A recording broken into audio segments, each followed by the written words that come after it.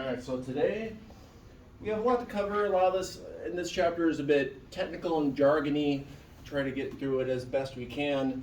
Hopefully I won't see too many eyes glazing over as we go through all this. One term I want to talk about really quickly: capillary action, ability of water to pull itself upward through small openings against gravity. This is how plants bring up water into themselves, but it's also kind of a fundamental nature of why water circulates through so many different things, right? This chapter talking about, well, water in the atmosphere, and just a picture of a storm. So we'll be covering, like I said, quite a few different things. All right. So heat. The apparent temperature is what temperature it feels like to be a person. What that means is that, well, all things are a bit relative. If it's more humid in your environment, it will feel to you as a person hotter than if it's really dry, right? This is why when people talk about going out to the desert Southwest, they'll say, but it's the dry heat, so it's not so bad. What happens basically is in areas of high humidity, well, part of the way that your body cools itself off is by releasing heat. It does that through sweat. Now the air can be thought of as kind of like a sponge, right? So a sponge, well, if a sponge has been squeezed out and it's dry, you could fit a lot of moisture into it, right? Same with the air. Also, you could have a sponge and you have it completely saturated with water, and then if you try to pour some water on it, it'll just fall right off of it, right? It won't absorb any. So when you're sweating and it's high humidity, your body, although you're sweating, that sweat isn't evaporating off your body and cooling you. You're just kind of getting wet and you're just sweating more, and your body just keeps on putting out the sweat, trying to get you to cool off, but the humidity would be too high. Whereas if you're in a desert, it may even actually be a hotter temperature, but because it's evaporating off so super quick, you're cooled off much more easily. Make sense? All things are kind of relative. That's basically what all this says.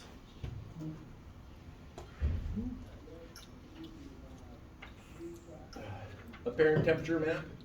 Again, this is how it feels. So although you could actually have warmer temperatures in this area, areas with a super high humidity. I don't know if people travel a lot. I would say many Minnesota summers can be pretty darn humid. Of course, we have a lot of days that are not, including, well, half the year. Middle of winter, it's usually very not humid.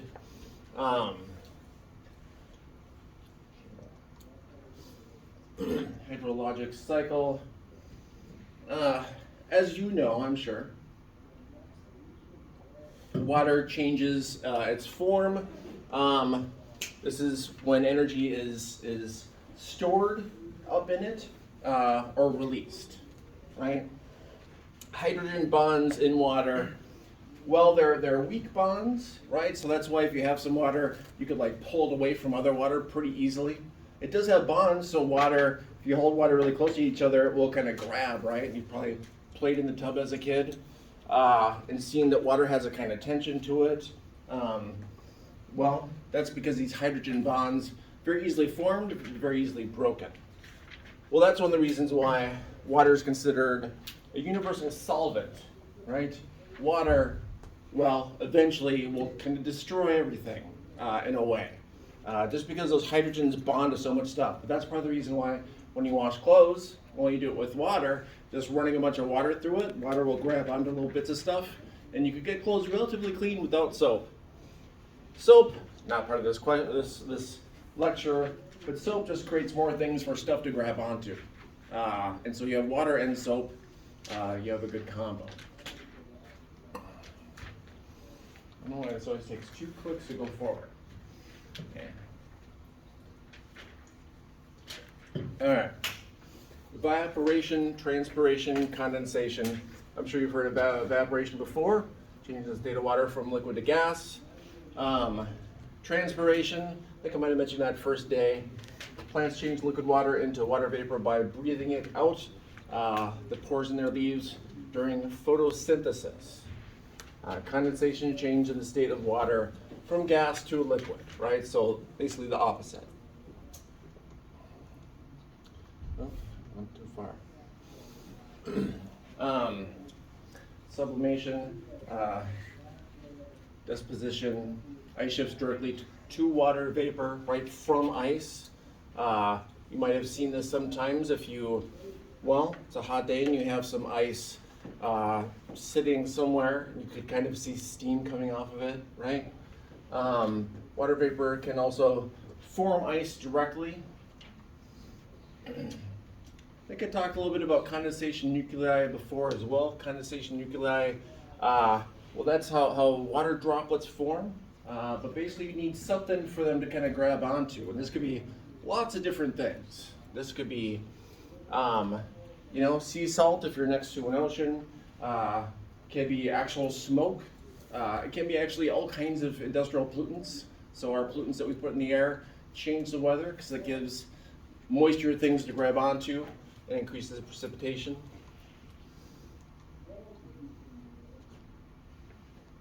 Again, words, terms that I'm sure you've heard before. Precipitation. Solid or liquid water that falls from clouds to the ground. I would say on quizzes and exams and things, when students hear the word precipitation, they'll always just think of liquid water and rain. But precipitation is all of it, right? It's any form of water that is coming down. And there's a wide range of these things. Clouds, like I said, another term you probably have come across before. Talked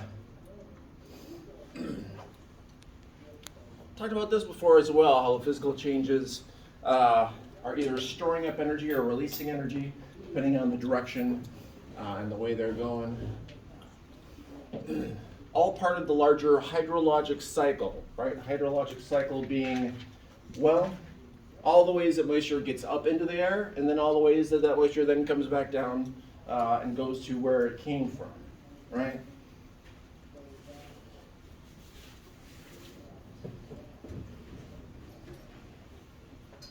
So although the hydrologic cycle is solar powered, it doesn't stop when the sun goes down because all that heat that has been building up in things, that process still happens when the sun goes down and heating changes. As you can see, most of the water in the atmosphere comes from evaporation from the oceans, which probably makes a lot of sense. We've got a lot of ocean surface. Another example of the hydrologic cycle. No, I thought there was something different from the other one, but there isn't really. This is one of those big words that geography sometimes has, especially when it's looking at weather. Evapotranspiration, right? So it just has evaporation as well as transpiration. Transpiration is the plants putting moisture into the air. So that term, evapotranspiration, is just all the water getting into the atmosphere, right? Of their different ways.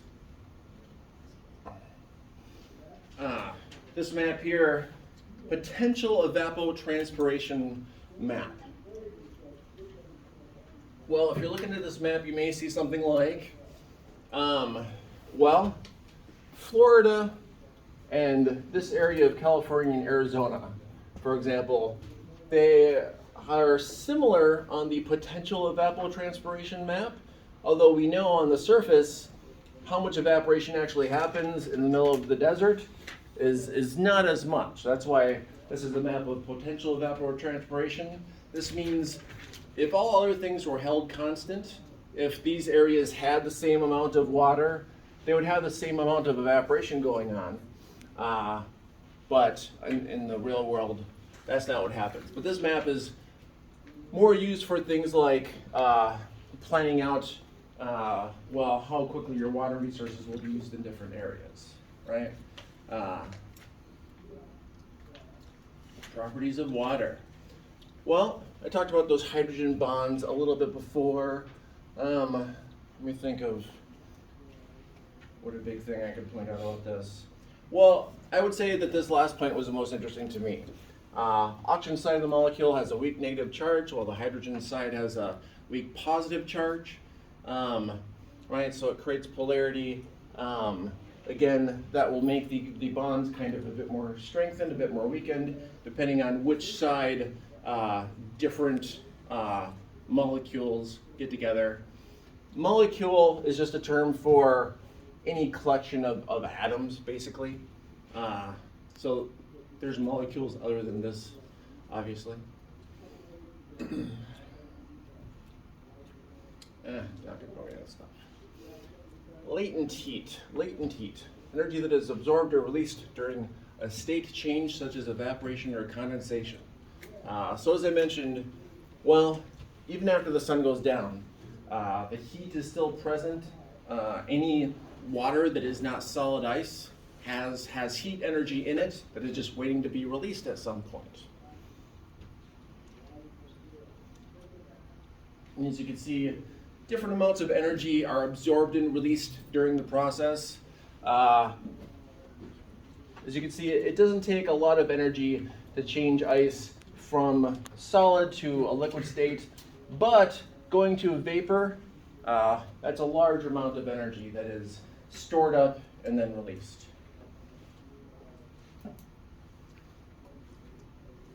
Measuring by calories, again, the water vapor part of the cycle, a lot more energy is given and released. This is part of the reason why, in general, storms that are liquid storms, liquid precipitation, compared to some of the kind of solid precipitation that we get this time of year, those storms will be bigger and have more energy to them, right? Because that process is releasing a lot more energy of when the vapor changes into rain.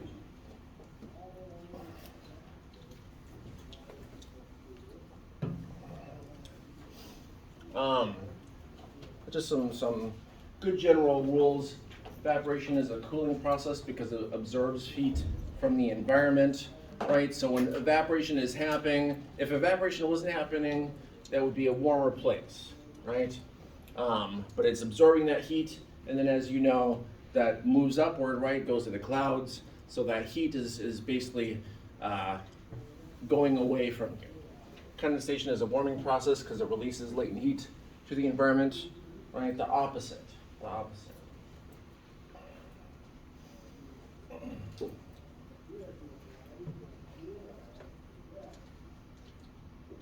So in general, you have this, right, bodies of water, especially evaporating, right, rises up because it's warm, especially warmer than the surrounding area. Once that is turned into water vapor, that is warm, and so it will rise. As it rises into the air, it will expand out, try to dissipate that heat, so it will start to expand out. So you'll often, if you look up at clouds, the top might be a lot bigger than the bottom. That's because it's expanding out. Now, will that eventually rain? Well, it depends on how much is more added to it, right? Like I said before, the air is kind of like a sponge.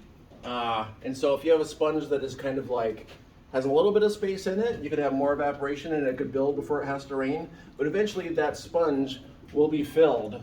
And as it rises up, well, it cools. And so that just basically squeezes out the sponge itself. So as this goes up, that sponge is squeezing, but sometimes the water will still be trapped because you'll have so much uplift. And so it'll take a while before there's enough momentum for it to basically be able to overcome those uplift effects, and gravity will take hold.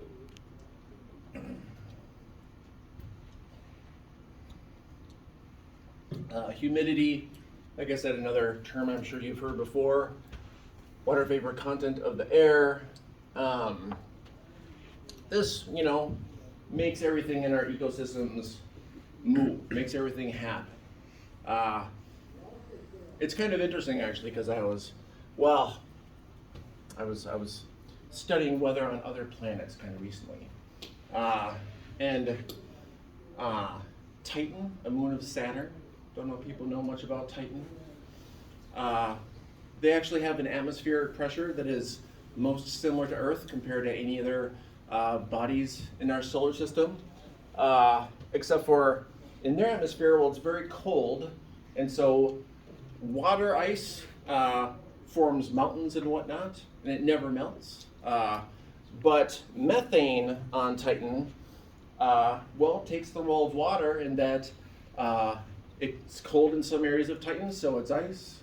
It's liquid in many areas of Titan, and so it creates rivers and whatnot, bodies of water. And then, well, it also takes up clouds because that evaporates. So it has a very similar and different type of cycle as water has here. It just depends on in what planet you are, what the temperature is, and what is the thing in that temperature that can be in all three states. Being all three states, having something that could be in all three states, is what generates your whole ecosystem. We haven't looked at Titan closely enough to tell if there is an ecosystem there.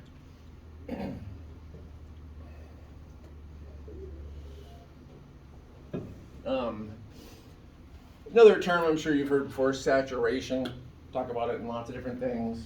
When it comes to water, well, point at which water vapor content is equal to water vapor capacity, right? So in that atmospheric sponge, it's just completely full of water, cannot fit any more water. The air is pretty saturated. Net evaporation, well, occurs when evaporation exceeds condensation. I would say close example to this would be indeed, I'm sure you've all we've had those winters where we have the polar vortex and it's so extremely cold that we don't even get clouds because it's too cold for even snow to happen, right? And it's usually the winters that are relatively warmer that we get all the snow, right? So this winter, middle of winter, we've had lots of above freezing days, which seemed nice at the time, but that's allowing a lot more moisture in our atmosphere than would otherwise be. Global humidity map. It's probably along the lines that you would guess. Some of the main trends that you could tell from this map, well, you can see that humidity lowers pretty quickly over land, right? Over land, mostly because you're not having as much water vapor entering where it's land. Even if it's land that has a lot of moisture in it, it will still have more moisture than the surrounding area, but compared to directly over the oceans, you can see quite a bit of a change. I would say the other thing that I would point out would be, we've talked a little bit about Tibet in different lectures. Well, as you can see here, we actually get lots of rain. We'll talk about the monsoon and stuff in the future. But basically, the air masses come up here and they're forced up this mountain. And so you get a lot of rain and precipitation here. But as you can see, there's a pretty solid line of where that humidity just really drops off. That's anything else what I would point out? Only that a number of different areas are good examples of a similar thing. If you have mountains here and there, those would be areas where you have large changes in your humidity. Because of course, as you know, going up in elevation cools it off. Cooler air just doesn't hold as much moisture. We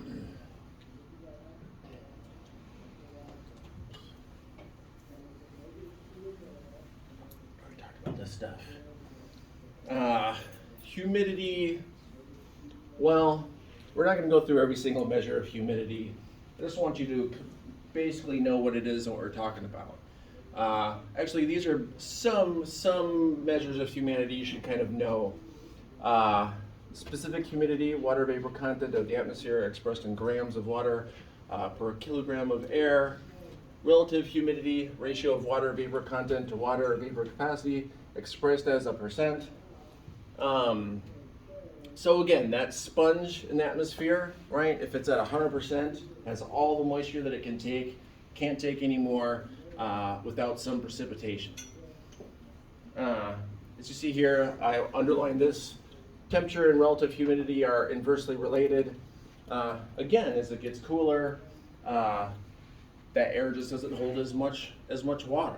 You could take the same amount of air, bottom of a mountain, top of a mountain, and Same amount of air, just cannot hold as much liquid as it moves up. Some specific formulas and numbers for the rate that all happens. I'm not going to go through every single specific formula that we have. I'm not going to make you guys do a ton of math in this class.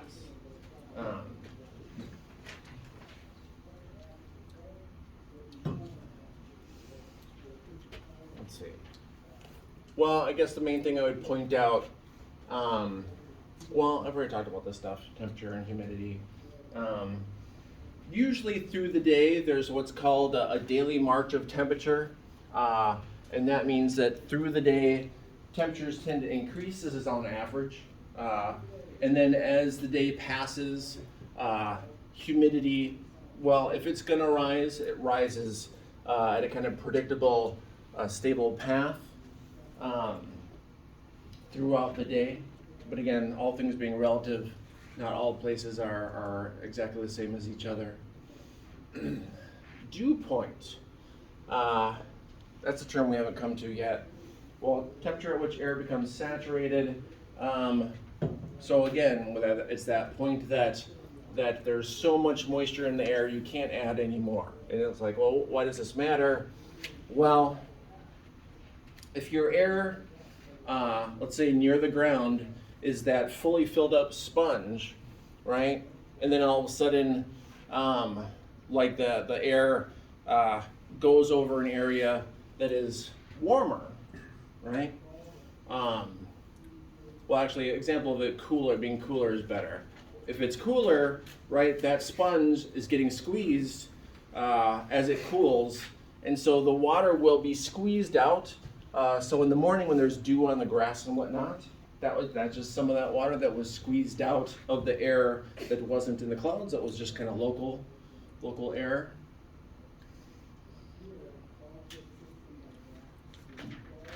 Relative humidity and latitude. I would say this is probably what you would guess a lot more around the tropics. Tropics kind of notorious for being thought of as humid. So actual precipitation map of the world. Again, it has patterns that you would probably be able to deduce. Let's see. Well, you could see that rain I was just talking about here in India right before it hit in the mountains. Let's see, what else would I say here? Well, in a couple slides we'll talk about the the intertropical convergence zone. What that means is, while there's an area along the equator where the air on land is coming together, and when it comes together, well, it has to go somewhere. And so as it comes together, it forces the air up. So you have over the equator in general, constantly rising air that usually has an amount of humidity and moisture to it. So you have an amount of kind of constant rain, right? Now when that air comes back down again, which it does, so you have air rising here, it has to come back down. So when it comes back down at about the same amount north and south of the equator. That's part of the reason that in general, we have deserts that are around a similar area, north and south of the equator, right? And then it gets pushed up in this area because of this giant mountain. Otherwise, it would go straight through this way.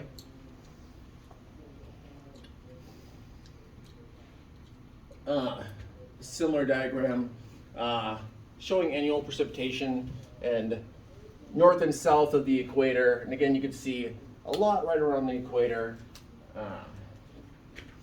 Another map of those overall global trends.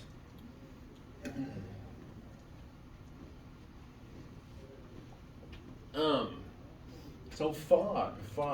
What is fog? Well, that is that water turning directly into water vapor, right? And again, when I mentioned about sweat, right, your body's trying to cool off. It's doing the best it can. If it's able to, especially if you're, well, I don't watch a lot of sports myself, but if you're watching football or something, and they're in a place where it's kind of chilly, you will see that water vapor turning right into fog, right? Human fog, in a way. Dew point. It's a temperature at which air becomes saturated, right? Can't take any more moisture. Frost point, when the dew point is at or below freezing, it forms ice crystals and frost.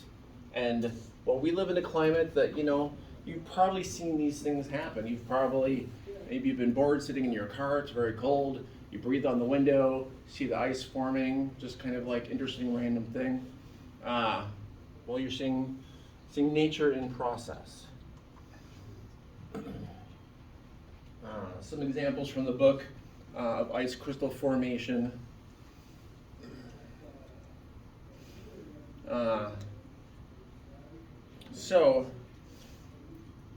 We've talked about this a bit before as well.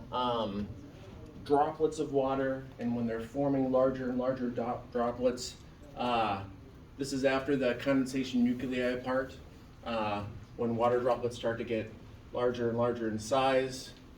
So as I mentioned, right, heat rises, and if you have moisture that is adding to a cloud, that cloud will keep on building. If there isn't a lot of movement of that air mass to dissipate it and spread it out, if it's adding humidity at a fast rate and it can just keep on building straight up, so if you ever sometimes see those big thunderhead clouds out on a summer day, as the water moves up, it cools off, it gets cold, but because it's in motion, it stays liquid. It should technically become ice, but it's kept in motion in the atmosphere until eventually, sometimes it's gravity that'll eventually make it drop. And then that isn't always the case of that you will have hail or snow because this has all been super cold. Because by the time it actually reaches the ground again, it could go through the process and go back to a liquid form.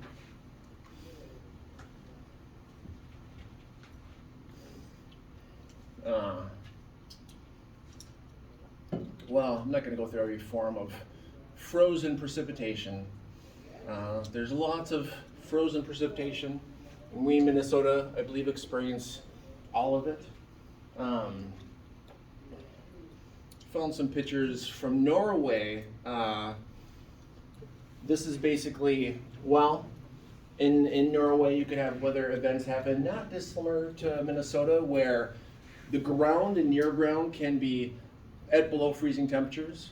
If you have an air mass come in that has a lot of moisture, when it hits that area, that moisture will be squeezed out, right? And so you have lots of freezing rain. You'll have to chip out your windows. We don't have it as bad as Norway. So think about it that way.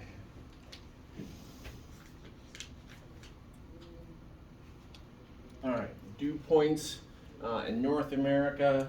Let's see if there's anything I could point out that's unusual. It's about what you would expect, I guess. Similar to elevation maps. That's part of the reason why you have this whole area that seems to not quite jive with the surrounding landscape. We got a lot of mountains in that area, right? Let's see, anything else I'd point out from this map?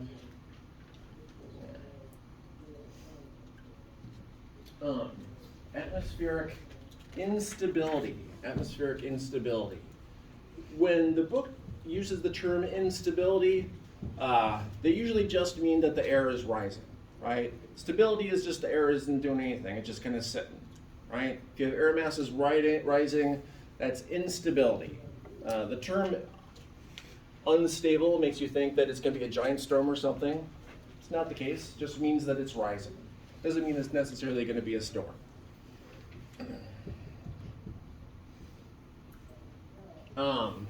Good example of changing air pressures if you ever travel. You bring something like a bag of chips, or actually usually if after a trip you go through your bags and some things seem to have leaked for some reason. That's because it will have done this while you weren't looking at it, right? Because usually they store the bags and stuff in areas that are not insulated from the outside elements. And so you'll go to a high altitude where there's a lot less air pressure, but also it's quite cold. It's quite cold.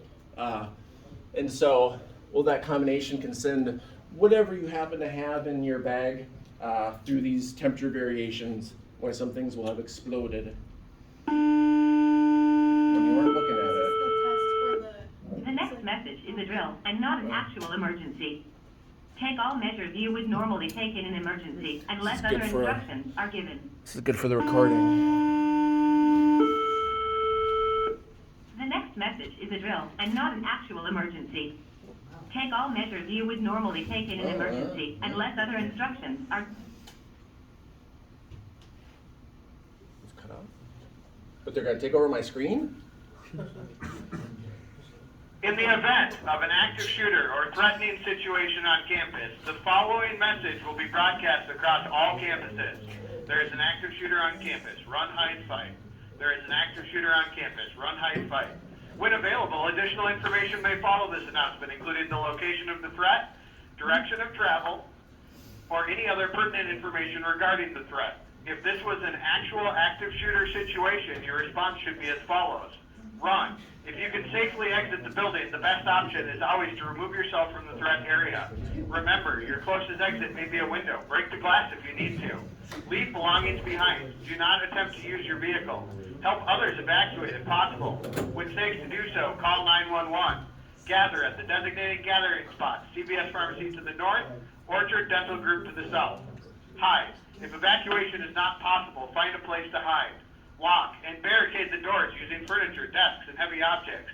Silence cell phones. Hide behind large objects if possible. Remain very quiet and do not leave until directed by emergency responders. Be prepared to fight. Fight. Use as a last resort to protect yourself or others. Attempt to incapacitate the shooter using improvised weapons such as desks, chairs, staplers, computers, phones, or other objects. Act with physical aggression. Once the shooter is incapacitated, call 911 and secure the weapon under a trash can or in a desk drawer. When calling 911, provide as much information as possible, including the location of the active shooter, number of shooters, physical description of the shooter, number and type of weapons held by the shooter, and the number of potential victims at the location. When police respond, remain calm and follow instructions. Keep your hands visible at all times. Avoid pointing or yelling. Know that help for the injured is on its way. This concludes our active shooter drill. Faculty and staff have been given an optional link to share with you about Run, Hide, Fight. We encourage you to take the time to review this video and contact Public Safety with any questions or concerns about this drill.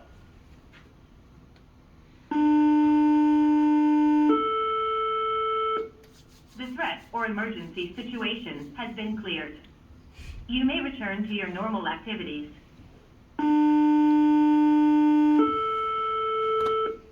The threat or emergency situation has been cleared.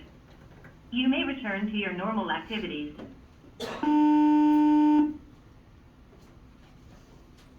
Okay. So, I left off talking about, well, we've talked about how air, right, in the cloud as it expands, it cools off, right? That's part of the reason why it expands, is it's cooling off. The opposite is true as well. If things happen that basically compress air, that warms it up. In general, that's what happens with matter that you compress of any kind. If you compress it, it heats up in temperature. If you pull it apart, it will cool off.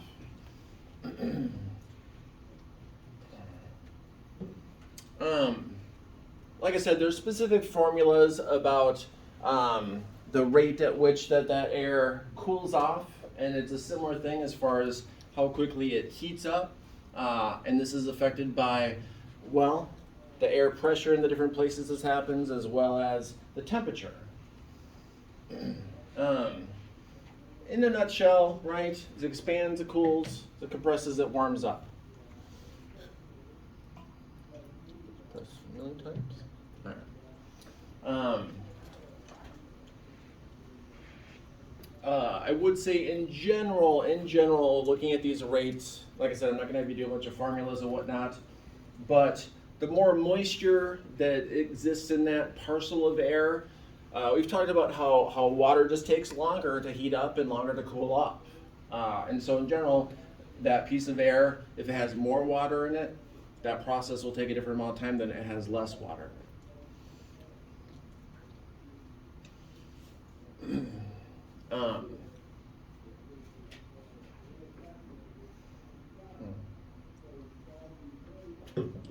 Yeah, I can go through all that.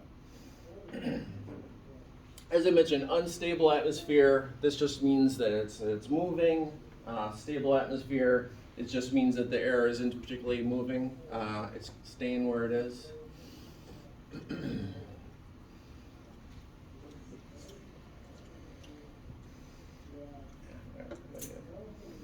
So just a good little graphic from the book. Again, heat, right, is just causing this to lift. As it goes up, it spreads out. If this is keep on adding to it, because very often this will just happen, it'll just make a cloud and the cloud will just blow away and it won't be a storm or anything. It's only if this process keep on happening, right? If this air mass goes to an area that's even more moisture is being added to it, right?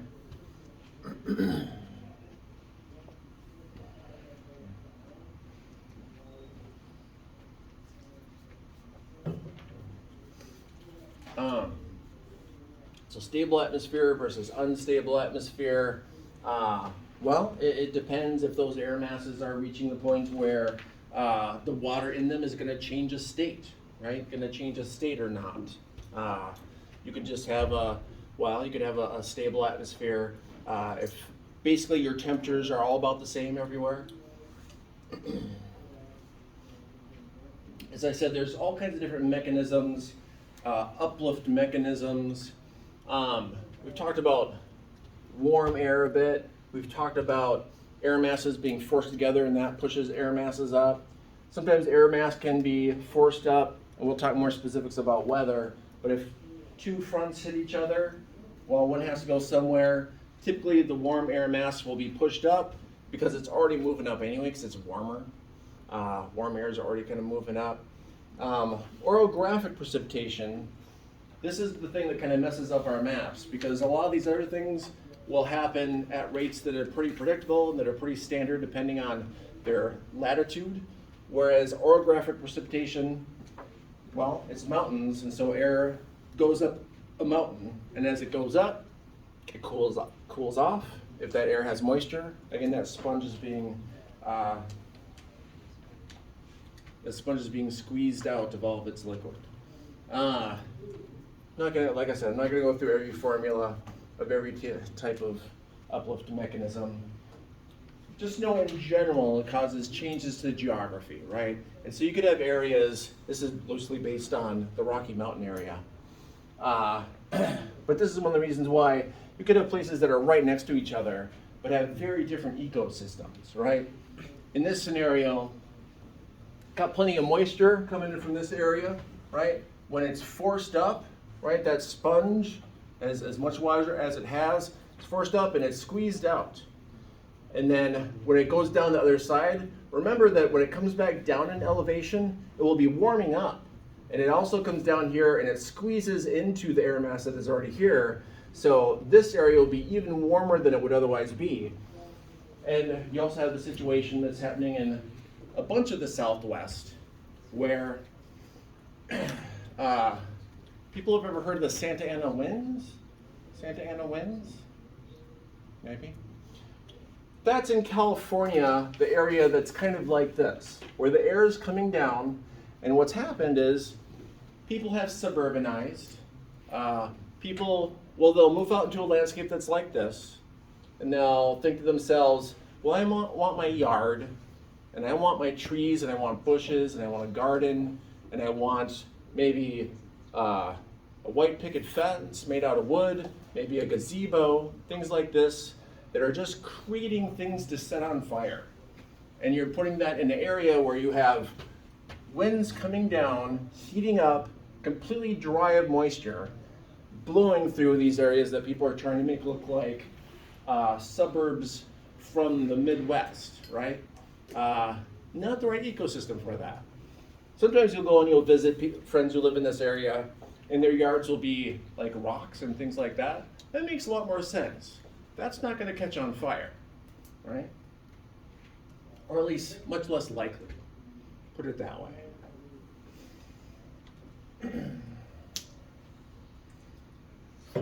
Let's see. I basically just explained this in the previous picture. Just another graphic showing that process, right? Rain shadow. We'll talk about rain shadows a lot, because a lot of deserts in the world that aren't quite where we would expect them geographically, it's because they're on the other side of a mountain, and the mountain's taking all that moisture. Anyone been to Hawaii? No? Well, when I went, and I'll show you guys pictures and stuff later on when we get to volcanoes and island formation, but people will often be very surprised because they'll go, and if you see the annual rainfall, right? So this is the middle of the ocean in a tropical climate area, but you can see you get a bunch of rain right here, but most of this island and most of the other islands are pretty desolate. Because, well, the air is coming up here, it's being forced up. When it comes here, it's coming down, it's hot, it doesn't have any moisture anymore. And so you could have in the middle of a giant ocean, an area that you would think would be all tropical, places that are more desolate than you may expect. Let's see, so I talked about all these 4 uplifts already. Again, just another example. Warm front, this is that intertropical convergence zone. They always say ITCZ. Just remember, that is the convergence zone that is around the equator where you have air masses coming together and there's a constant uplift. So a constant uplift in that area. As I said, ITCZ, intertropical convergence zone. I would say the thing about this zone is that it's part of a larger system of these similar zones. So intertropical convergence zone, air masses that are coming together and they're going up, right? But they don't just go away forever. They got to come back down again. When they come back down, they don't have their moisture, right? So again, that's why we have these desert belts in general where that air mass is coming down. We'll talk about the other areas. These are actually called Hadley cells, if you've ever heard that term. But we'll talk about how this is the driver of all these other systems, well, as we get through more advanced chapters, I guess I'd put it that way. Cloud types. Oh, it went fast. Well, actually the pictures are better. So let's see. There's lots of different cloud types. Their names are based on partially their height, but then also, well, what kind of precipitation they would create, right? Well, I'm not going to read. I would say if any cloud has nimbus in it, something that sounds like that, that means precipitation. That tends to be clouds that you're going to get some precipitation from. Stratus, again, a lot of different clouds will have this name in it. I would say those are the types of clouds that we see, well, in our summers, right? If we're going to see storm clouds, they're going to be kind of looking like that.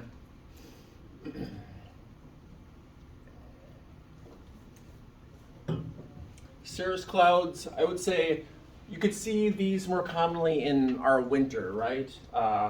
Many days there's not a lot of clouds, but there's just these kind of really thin clouds up there. Well, those are very high altitudes, and those are clouds that are have ice crystals rather than droplets. Don't get a lot of precipitation out of those types of clouds, because if they, well, they're very high up, and they just don't have enough moisture in them to usually force precipitation. So they'll just kind of fly over.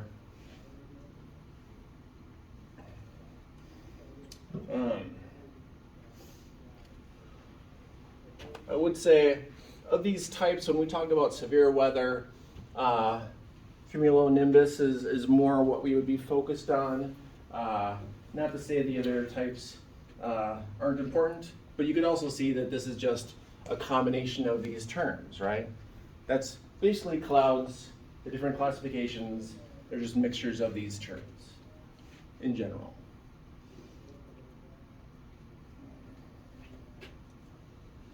I would also say the book will often refer to anvil-shaped clouds. Not many of the pictures were actually anvil-shaped, but this one is a good kind of example.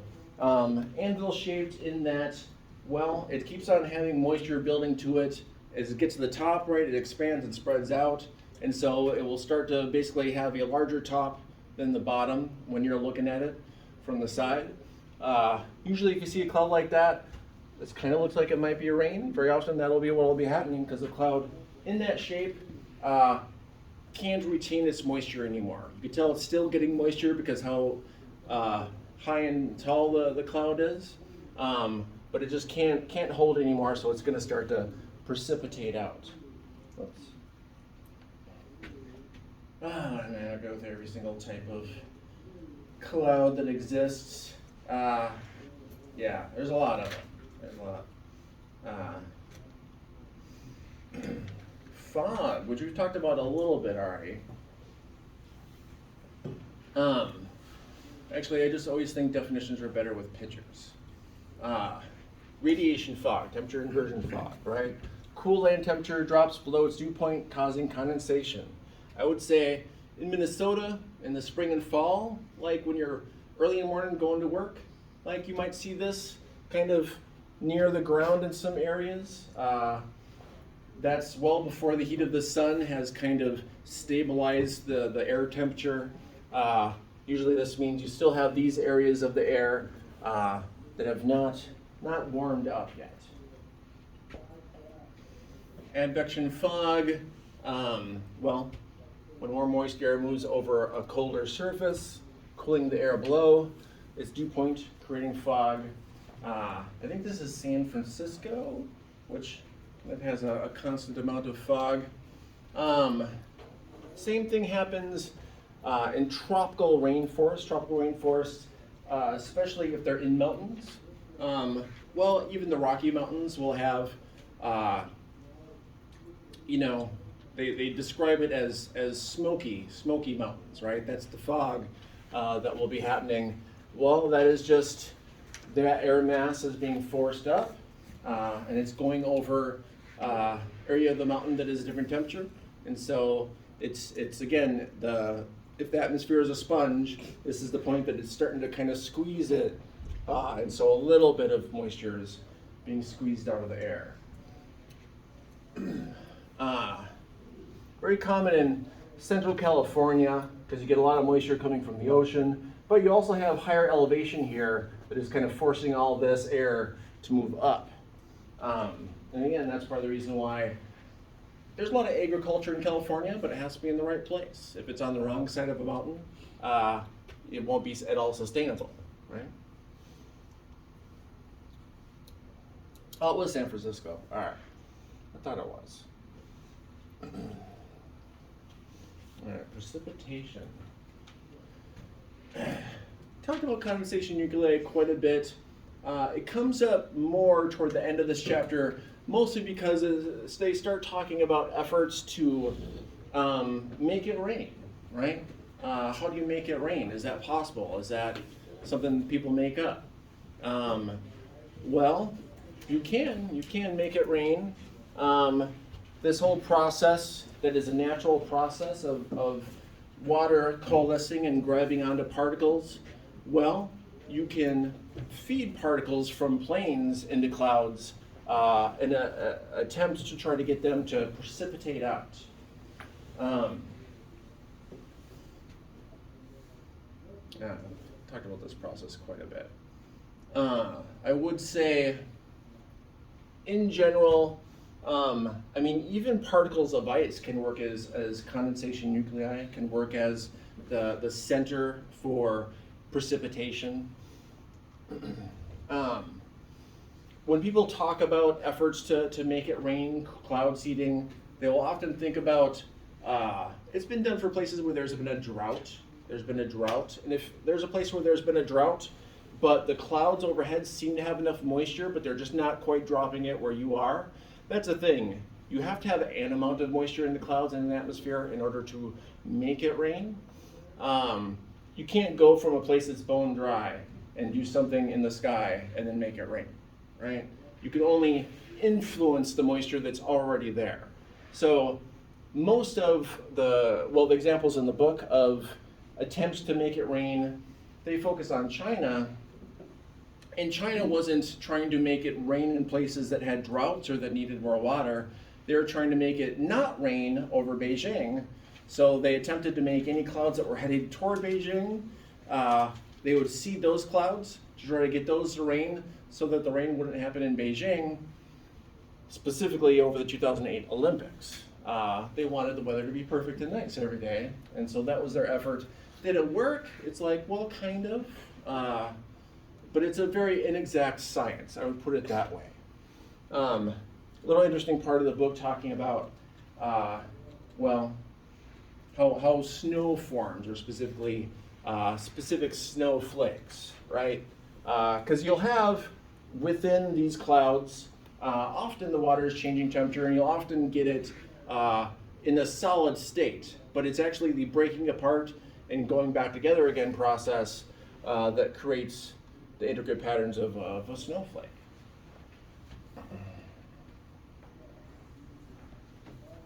Oh, and I mentioned that the sky, if it doesn't have moisture, you can't get it to precipitate, even if you see the clouds. Also, if that air mass is very cold. If that air mass is very cold, if you're above and you're adding particulates, hoping that will build up into some precipitation, often cannot work if it is too cold.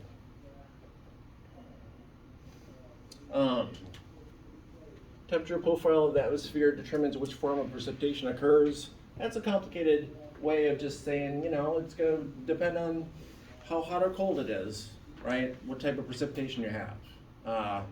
We don't get a lot of rain in the middle of winter, but if we do get rain, it tends to be warmer on those days, right? A lot of this stuff is kind of pretty simple.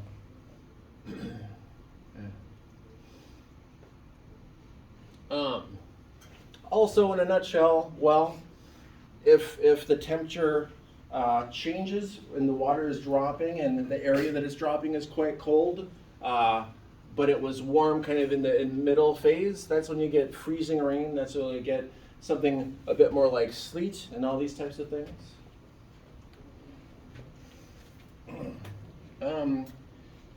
How's precipitation measured? Well, lots of different ways. Just putting out a gauge somewhere might seem like an inexact science because there's different things that could happen locally, but that's why they do just a bunch of them, and then you take an average of them to measure how much precipitation there is.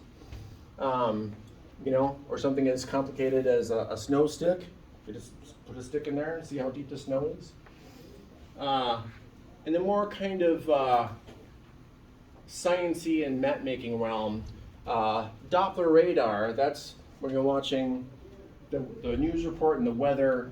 Usually they will talk about using Doppler because you could see through clouds with Doppler. So you could tell how much moisture there is in different clouds and thus be able to predict what the weather's going to be like somewhere, hopefully.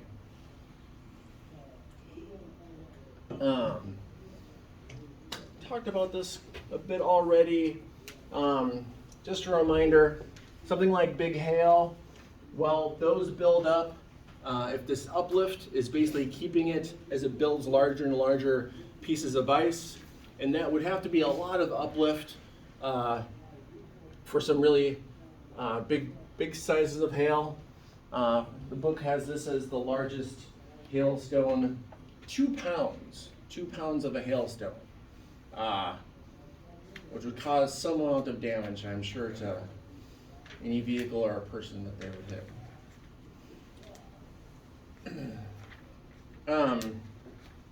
We talked about cloud seeding a bit. Geoengineering being a kind of larger term. Geoengineering, it's kind of interesting because people are usually pretty nervous about doing anything that is geoengineering. although we do it all the time, right? We're changing the composition of our atmosphere every day with our vehicles and things. So we're doing an amount of geoengineering that just is not planned out, right? Geoengineering should be well deliberate, should be a bit more planned out. Cloud seeding is an example of that, and there's other geoengineering. I would say every other chapter we'll talk about a different type of geoengineering. But even things like cloud seeding, people are pretty trepidatious about it because, well, they're usually worried that they're going to change an ecosystem and there'll be negative externalities, as they say, that they did not put into their formula.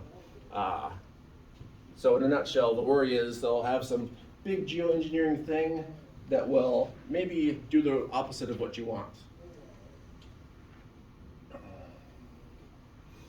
Cloud seeding, obviously produce more precipitation, reduce fog at airports. That's kind of one of the use that it is used for every now and then. I haven't seen it used a lot to reduce hail, honestly. I think that is just not a budget enough to want to do that. Has been tested to reduce the strength of hurricanes. Hurricanes are pretty big things. It's difficult to really make a dent by cloud seeding with the hurricane. As I said, it's been tested. It doesn't say how it worked. It's because it's really a mixed bag. To really take the power out of a hurricane is pretty difficult. As I mentioned, cloud seeding during the Olympic Games. They say in here somewhere, let's see, 40,000 people fired more than 1,000 rockets from 20 stations. Again, they're trying to make it so that Beijing itself didn't get rain. If there's any clouds that look like that might rain, that it would rain before.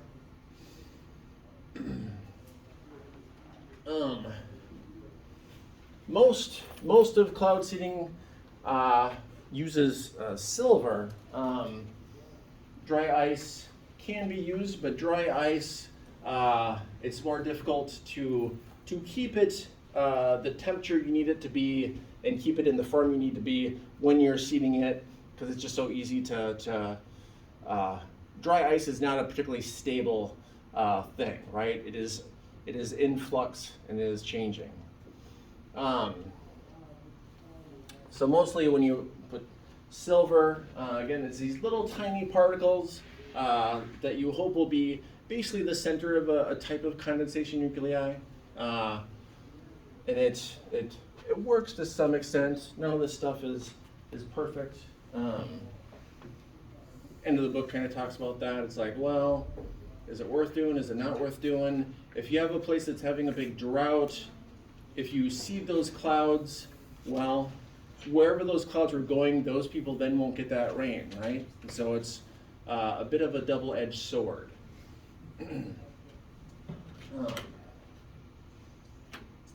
So map of water scarcity around the world. I would say it probably looks similar to what you would imagine. There's a good area of the U.S. that is pretty dry. I don't know if people visit this area much. It's pretty lightly populated in general, depending on where you are. Areas that are in the greens have a little bit more people. But we'll talk about that area quite a bit. Because in general, places that are what are called steppe climates, places that are dry but aren't deserts, that are quite dry but aren't deserts, those are steppe climates. Those are the places that are most at risk of desertification, of the deserts growing in those areas. All right, well, y'all, got enough time for you guys to answer some questions. So, let's see. In groups of size, let's say 3 to 6, right? On page 126, critical thinking questions. Let's do number 5. Yeah, that one's a complicated one. All right, so get in your groups. Remember, 1 page per group. Yeah. Find some people who look smart. Go over to them. See if they'll be in a group with you. If you want, I can. Make sure everyone's names are on it. Do you want to do it this time and I'll do it next time? Yeah. Okay, so And you can do whatever you want. Yeah. Okay. Explain how fog will pond in warm air and over warm pond in. Like a fog Okay, can I was form thinking on warm pond and over a warm pond in I got to. describe the relative Sorry. temperatures of water and air. Oh, I Use already- any of the humidity variables you have learned about in Describe this the chapter. temperature of half of water and air. Use any humidity variable you have learned See. in this chapter. oh my gosh. How far? That's kind of tough. I'm just gonna go back to the fog part. Here we go. This seems less like of So, Fog we're pond gonna about explain the song. oh yeah, I remember. I'm just gonna set the question cools up the air above it. because that, I've done that since 8th grade, and it is.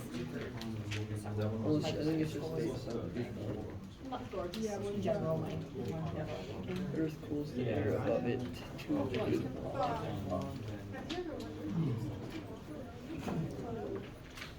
So either Says all types of fog the surface. formed through non-kinetic cooling of the surface of the earth. So either the air or the pond is below the dew point,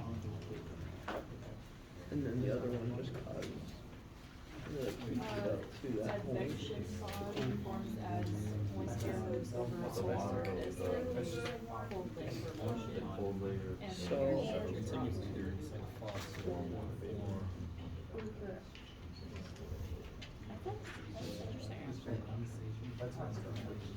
yeah,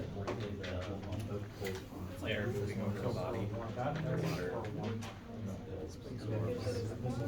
air, absorbs Okay. Wait, no. latitude. Warm air. Wait. Over a cold pond in water. Okay.